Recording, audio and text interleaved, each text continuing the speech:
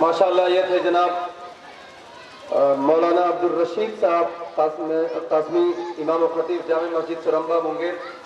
یہ اپنی بے باکانہ انداز میں آپ حضرات سے روبرو تھے. حضرات آئیے، یہ کہا جاتا ہے کہ تسکین نہ ہو جس سے وہ راز بدل ڈالو، تسکین نہ ہو جس سے وہ راز بدل ڈالو، جو راز نہ رکھ پائے ہم راز بدل ڈالو. تسکین نہ ہو جس سے وہ راز بدل ڈالو، جو راز نہ رکھ پائے ہم راز بدل ڈالو. تم نے بھی سنی ہوگی بڑی عام کہاوت ہے، تم نے بھی سنی ہوگی بڑی عام کہاوت ہے، انجام کا ہو خطرہ آغاز بدل ڈالو. انجام کا ہو خطرہ تو آغاز بدل ڈالو.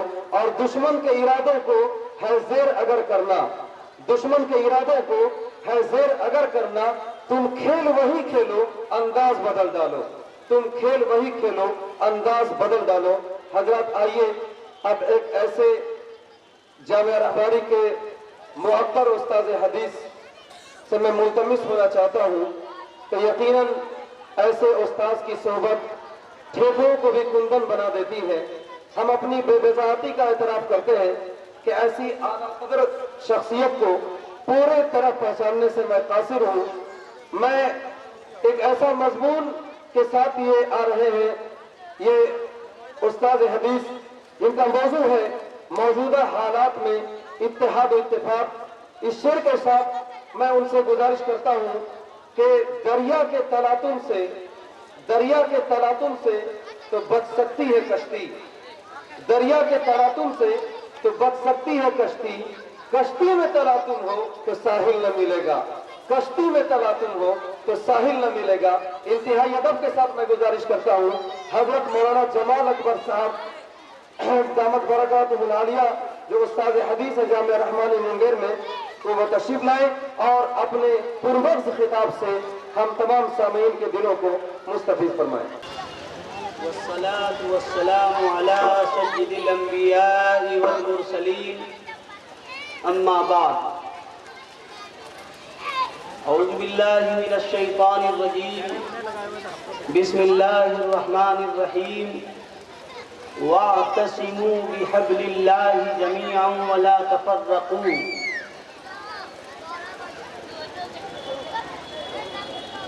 واذكروا إذ كنتم أعداء فألف بين قلوبكم فأصبحتم بنعمته إخوانا.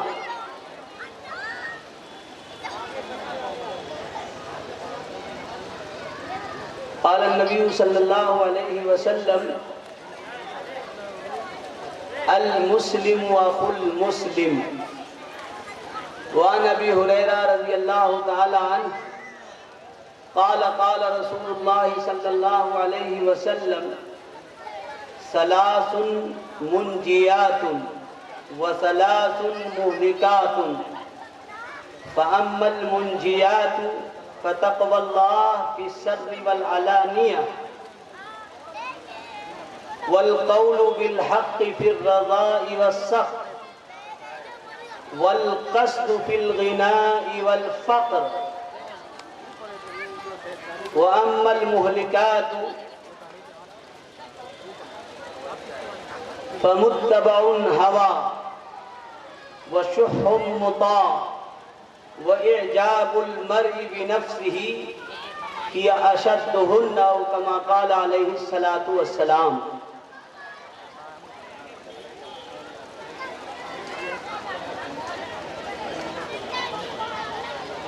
بزرگوں، دوستوں،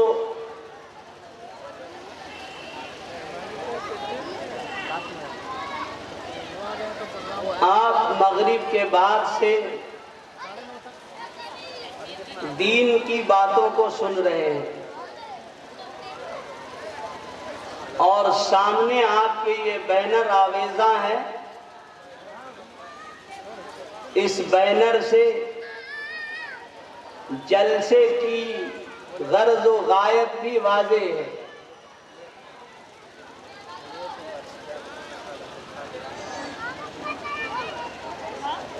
منگیر کے مسلمانوں کے لیے بہت بڑی نعمت جامع رحمانی ہے.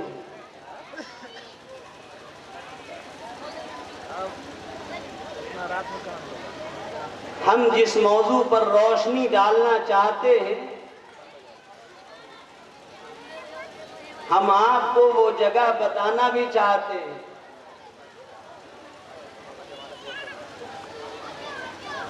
موجودہ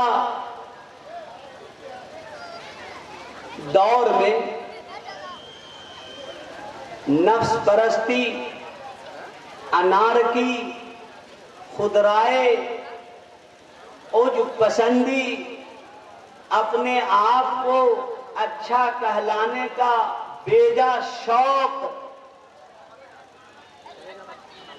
ان چیزوں سے دراصل اتحاد ختم ہوتا ہے اور اتحاد کا جنازہ نکلتا ہے۔ اس کے لیے ضرورت ہے اس بات کی کہ آپ کے نزدیک کچھ روڈ میپ ہو، آپ کے زندگی گزارنے کے لیے کوئی جگہ ہو جہاں سے آپ سیکھیں اور سمجھیں۔ اللہ کا یہ بہت بڑا احسان ہے، بہت بڑا احسان ہے کہ اس سرزمین پر خانقاہ رحمانی اور جامع رحمانی جیسا موقر ادارہ موجود ہے۔ یہ اتحاد و اتفاق دراصل ایک ایسی طاقت کا نام ہے جس طاقت سے کوئی بڑی طاقت نہیں ہے، اور مذہب اسلام نے اتحاد کے سلسلے میں جو نظریہ پیش کیا ہے، بغیر کسی مبالغے کے یہ بات کہی جاتی ہے کہ ایسا نظریہ دنیا کے کسی مذہب کو حاصل نہیں ہے، اور یہ اتفاق و اتحاد ہی کے لیے اسلام کا سلسلہ انصاف، اسلام کا سلسلہ عدل، جو بہت بنیادی چیز ہے ہمارے یہاں۔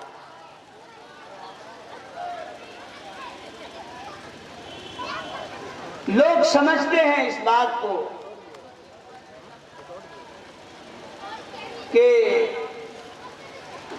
10 آدمی مل کر اتنے بڑے بوجھ کو اٹھا لیتا ہے جس کو 10 آدمی اگر الگ الگ اٹھانا چاہے تو چاہے جتنا طاقتور آدمی ہو اس میں، اس کے بس کا نہیں رہ جاتا۔ یہ دراصل ہے اتحاد، اور اتحاد کا مطلب بالکل ہمارے ہاں اسلام میں وہ اتحاد ہے کہ ہم تو ہر حال میں ہوش کی بات کرتے ہیں، ہر حال میں عدل و انصاف کی بات کرتے ہیں۔ ہمارے ہاں آپے سے باہر ہونے کی اجازت نہیں ہے۔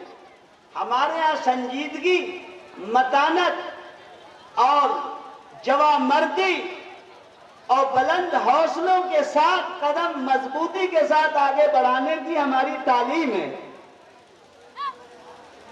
ہم نے اگر جوش کی زندگی گزار لی ہے تو ٹھیک ہے، یہ بھی زندگی گزارنے کا ایک انداز ہے اور جذبہ ہے، لیکن ضرورت اس بات کی ہے کہ ہوش مندی بڑھائی جائے اور اس نقطے کو سمجھا جائے کہ جناب رسول اللہ صلی اللہ علیہ وسلم نے فرمایا اتقوا فراست المؤمن فإنه ينظر بنور اللہ، تم مومن کے فراست سے بچو، اس لیے کہ مومن نور الہی سے دیکھتا ہے۔ یہ وقت بہت ہوشیاری کا ہے، بہت چابک دستی کا ہے اور بہت تیاری کا ہے۔ یہ وقت گوانے کا نہیں ہے، یہ وقت بہت زیادہ عقل مندی کے استعمال کے ساتھ گزارنے کا وقت ہے۔ ہمارے یہاں ایک مسلمان کے اوپر دوسرے مسلمان کے سلسلے میں حق رکھے گئے، اور مسلمانوں پر صرف مسلمانوں کا حق نہیں رکھا گیا، بلکہ ہمارے یہاں تو جانور کے حقوق تک ہے۔ انسان تو بہت بڑی بات ہے، اس لیے ہمارا جو اتحاد ہے، یہ اتحاد ان نعروں سے بلند و بالا ہے جس کو موقع پر لوگ استعمال کیا کرتے ہیں۔ ہمارا اتحاد دراصل اللہ کی غلامی ہے۔ ہمارا مشن ایک ہے، ہماری منزل ایک ہے، چاہے راستے کئی ایک ہوں آنے کے، لیکن ہم سب اس بات میں متحد ہیں کہ ہم سب کا ارادہ جنت میں جانے کا ہے، اور ہم سب اس بات میں متحد ہیں کہ ہم جئیں اور وقار اور عزت کی زندگی جئیں۔ اس لیے اسلام ایک نظریہ رکھتا ہے، وہ نظریہ سچ بولنا سکھاتا ہے۔ دنیا کے دوسرے نظریوں کو دیکھیے، جہاں جھوٹ ہی جھوٹ اور دغا ہی دغا ہے۔ آج اس ملک میں لڑائی جو چل رہی ہے وہ دراصل جھوٹ اور سچ کی لڑائی چل رہی ہے۔ اس پر ایک جھوٹے نظریہ کو مسلط کرنے کی بات چل رہی ہے۔ ہمیں بہت ہوشیاری کے ساتھ، بڑی ہمت کے ساتھ اور بہت دلیری کے ساتھ اس کام کو انجام دینا ہے، اور انشاءاللہ اللہ کا وعدہ ہے، ان الارض للہ یورث من یشاء، یہ زمین اللہ کی ہے، اللہ جسے چاہیں گے اس کا وارث بنا دیں گے۔ پٹے یہاں نہیں بنتے، پٹے وہاں سے بنتے ہیں۔ اس لیے ہم لوگ متحد ہوں اس بات کے لیے کہ ہم قرآن کی زندگی کا آئینہ دنیا کے اندر پیش کر سکیں، ہم عدل و انصاف کی بات کر سکیں، اور جو لوگ تڑپ رہے ہیں انصاف کے لیے، سہاروں کے لیے، جن کا آگے پیچھے کوئی نہیں ہے، ہم ان کے بھی حمایتی ہیں۔ اور ہم اپنے اتحاد کے یونٹ کے ساتھ، ہمارا اتحاد اسی کے لیے ہوتا ہے کہ دنیا سے ظلم ختم ہو جائے، اس ملک سے کرپشن ختم ہو جائے۔ اگر دلتوں کے ساتھ، اگر آدیواسیوں کے ساتھ، اگر کسی اور کے ساتھ، اگر غریبوں کے ساتھ زیادتی ہو تو ان کے ساتھ ہم کو کھڑا ہونا پڑے گا۔ ہم ان کو اپنے کندھے سے لگائیں گے، ہم ان کی امداد کریں گے۔ ہمارے اتحاد کا یہ ایجنڈا ہے اور یہ ہماری دینی ضرورت ہے۔ اس لیے قرآن مجید نے اس کا جو نسخہ ذکر کیا اور اس کے آگے پیچھے جو مضامین ہیں اس کو پڑھنے کے بعد بات سمجھ میں آتی ہے کہ اتحاد کی جو بنیاد ہے وہ تقویٰ کے ساتھ ہے۔ اللہ سے ڈرنا، اللہ کی رسی کو مضبوطی کے ساتھ پکڑنے سے ہم متحد ہو سکتے ہیں۔ اس کے علاوہ ہمارا کوئی نسخہ کام نہیں کر سکتا ہے۔ اس لیے قرآن مجید نے کہا وَاعْتَصِمُوا بِحَبْلِ اللَّهِ جَمِيعًا، تم سب کے سب مل کر اللہ کی رسی کو پکڑ لو۔ اللہ کی رسی ایسی مضبوط ہے جو ٹوٹ تو نہیں سکتی ہے، لیکن اس غفلت میں نہ رہیے گا آپ کہ وہ رسی بہت مضبوط ہے تو آپ کا بھی بیڑا پار لگے گا۔ نہیں، آپ کا بیڑا پار اس وقت ہوگا جب آپ اس کو پکڑیں گے، اس لیے کہ رسی مضبوط ہے، ٹوٹ نہیں سکتی ہے۔ ہاں، کمزور انسان اس کو چھوڑ سکتا ہے اور کمزور سے وہ رسی چھوٹ سکتی ہے۔ اس لیے اس رسی کو مضبوطی کے ساتھ پکڑنا ہے، اور وہ رسی کیا ہے؟ اللہ کا حکم، اللہ کے رسول کا حکم۔ اس کے بعد قرآن نے ایک پچھلے واقعے کی طرف اشارہ کیا۔ آپ حضرات نے سنا ہوگا دینی مجلسوں میں کہ حضور پاک علیہ السلام کی آمد سے پہلے مار دھاڑ مار کاٹ، زنا، شراب، بد کرداری، یہی دنیا کا سب سے بڑا سوغات تھا۔ عہد جاہلیت کی سب سے بڑی علامت یہی تھی۔ شراب ہے، زنا ہے، بدکاری ہے، مار ہے، کاٹ ہے۔ اگر کوئی بات چلے تو برساں برس لگ جائے، صلح کی کوئی صورت سامنے نہیں آتی۔ چنانچہ اوس و خزرج کے درمیان جو لڑائی حضور پاک علیہ السلام کی بعثت سے پہلے ہوئی ہے، اس کے بارے میں علماء نے لکھا ہے کہ کئی سو سال تک ان کی لڑائی ہوتی رہی، پانی پی پی کے سستا کے لڑتے تھے، اور ایک ایگریمنٹ کے بعد دوسرا ایگریمنٹ، ایک نظام کے بعد دوسرا نظام، ایک سلسلہ چل پڑا تھا لڑنے کا، اور لگتا تھا کہ لڑنے ہی کے لیے وہ پیدا ہوئے ہیں۔ جب اللہ تعالیٰ نے اپنے لاڈلے رسول رحمت للعالمین امام المرسلین حضرت محمد الرسول اللہ صلی اللہ علیہ وسلم کو دنیا کے اندر بحیثیت نبی طے فرما دیا، آپ مبعوث ہو گئے، تو لوگوں نے ایمان قبول کیا۔ اور ایمان کی بڑی شان یہ ہے کہ پچھلی تمام چیزوں کو بھول جاتا ہے، اور اس طرح زندگی وہ گزارنے لگے کہ ان کے درد سے درد محسوس کیا جاتا تھا، ان کی تکلیف کو اپنی تکلیف سمجھا جاتا تھا۔ اصل اتحاد یہی ہے کہ اگر کسی مومن کے ساتھ کہیں کانٹا چبھتا ہے، اگر کسی مومن کے ساتھ کہیں زیادتی ہوتی ہے، تو بحیثیت مومن دل میں درد ہونا چاہیے۔ آج جو ہماری صورتحال ہے وہ میرے کہنے سے زیادہ یقیناً آپ جانتے ہوں گے کہ آج بھی شادیوں کے پنڈال کو دیکھنے کے بعد پگڑی گر جاتی ہے، اور لگتا ہے کہ ہم کہاں چلے آئے اور کیا کر رہے ہیں۔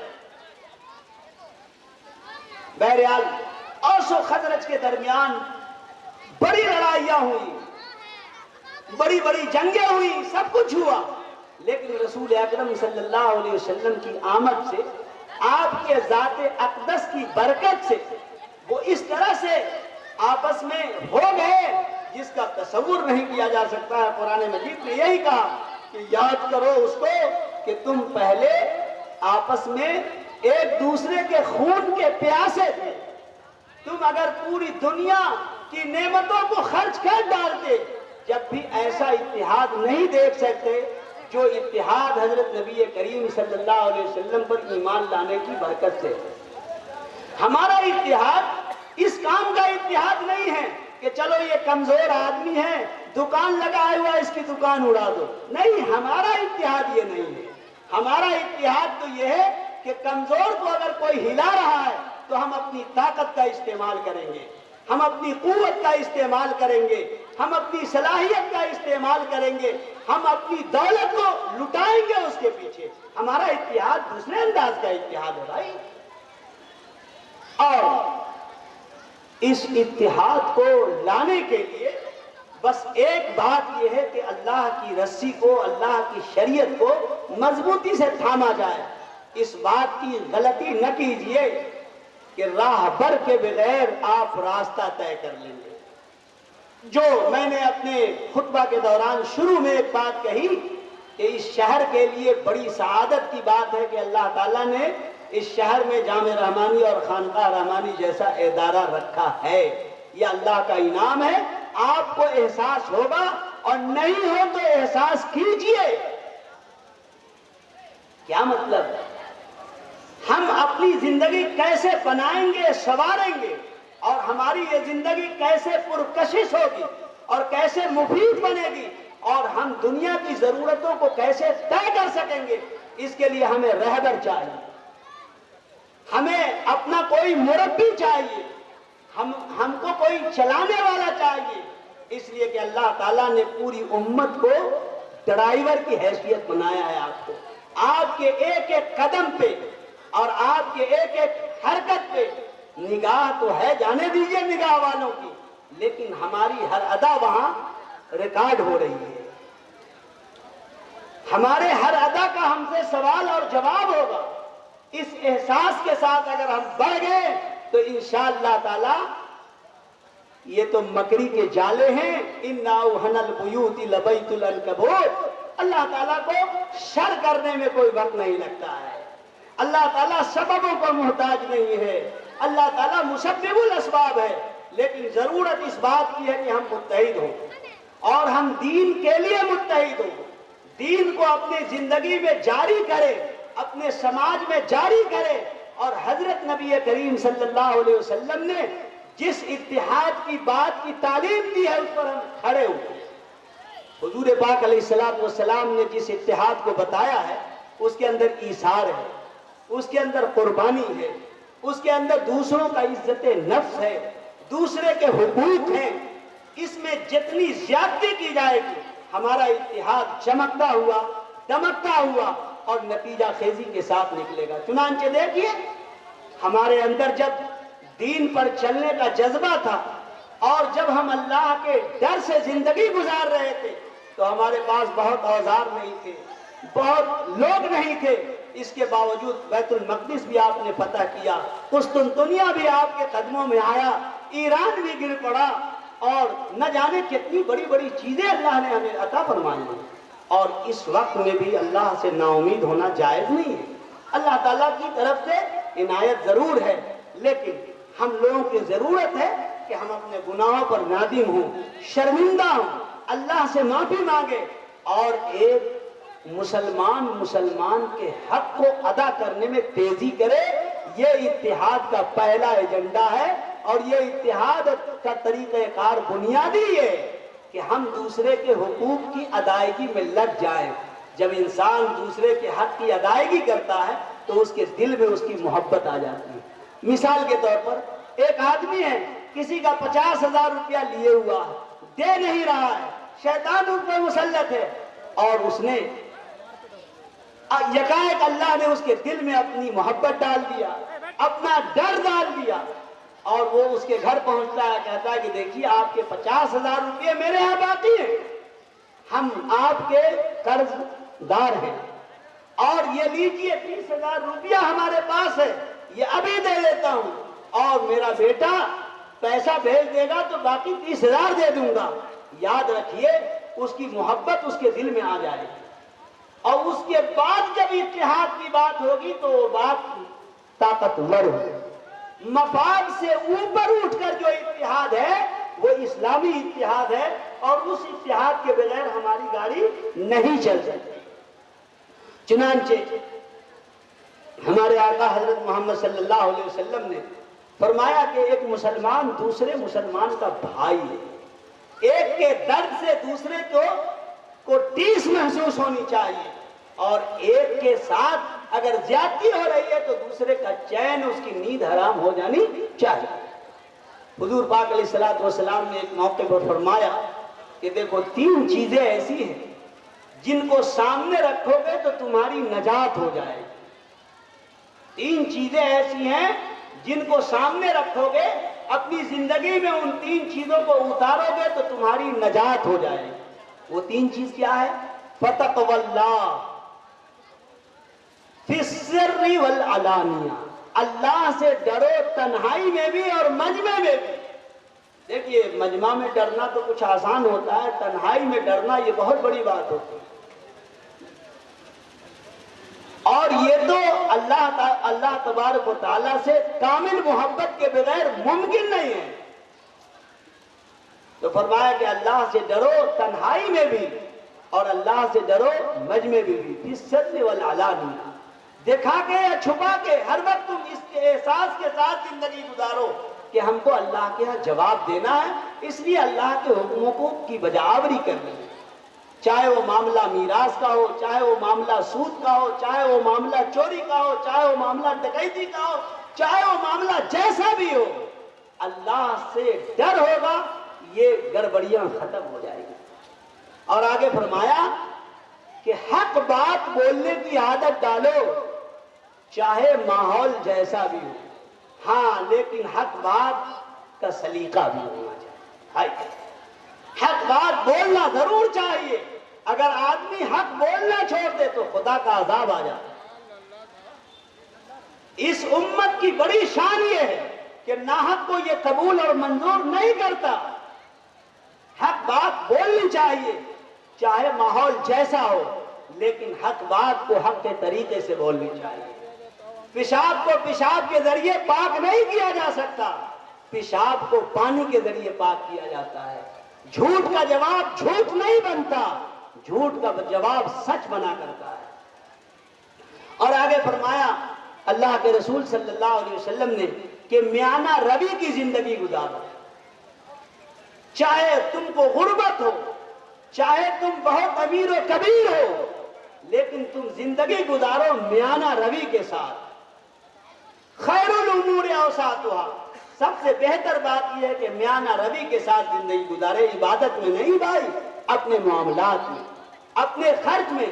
عبادت کے اندر تو یہ جذبہ ہونا چاہیے کہ آدمی بڑھے، لیکن اس میں بھی غلو نہ۔ اللہ کے رسول صلی اللہ علیہ وسلم نے آگے فرمایا کہ دیکھو 3 چیزیں بڑی ہلاکت والی ہوتی ہیں، بہت غور سے سنیں اور اس کی بڑی ضرورت بڑھ گئی ہے کہ 3 چیز ایسی ہے کہ جو تم کو ہلاک کر دے گی۔ وہ 3 چیز کیا ہے بھائی؟ ایک چیز تو یہ ہے کہ نفس خواہش کی پیروی، جو جی میں آئے کر جاؤ۔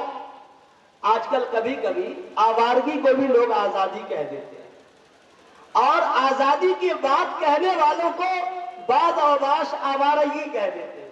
یہ تو عجیب بے ڈھنگی کی بات چل رہی ہے دنیا میں۔ لیکن آزادی الگ چیز ہے، آوارگی الگ چیز ہے۔